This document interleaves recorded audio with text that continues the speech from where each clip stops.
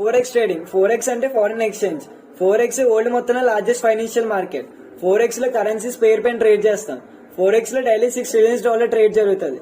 Stock market కి forex కి difference ఏంటంటే స్టాక్ మార్కెట్ లో ఇండివిజువల్ కంపెనీ షేర్స్ పైన ట్రేడ్ చేస్తాం.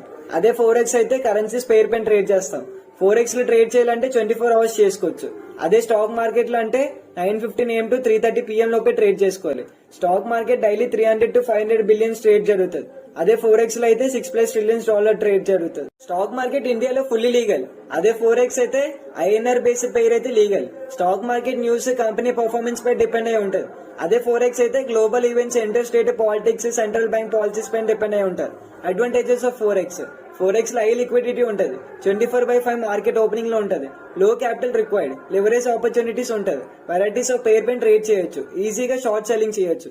అదే డిసడ్వాంటేజెస్ ఆఫ్ ఫోరెక్స్. ఫోరెక్స్ లో హై రిస్క్ ఉంటుంది, ఎందుకంటే ఎక్కువ లెవరేజ్ ఉండడం వల్ల. వాలిటిలిటీ ఉంటుంది. నో సెంట్రలైజ్డ్ ఎక్స్చేంజ్ ఉంటుంది. బిగినర్స్ కి చాలా కష్టం. ఇండియాలో డైరెక్ట్ ఫోరెక్స్ ట్రేడింగ్ చేయడం లీగల్ కాదు. మరి లీగల్ గా ఎలా చేయాలో నెక్స్ట్ వీడియోలో చెప్తా.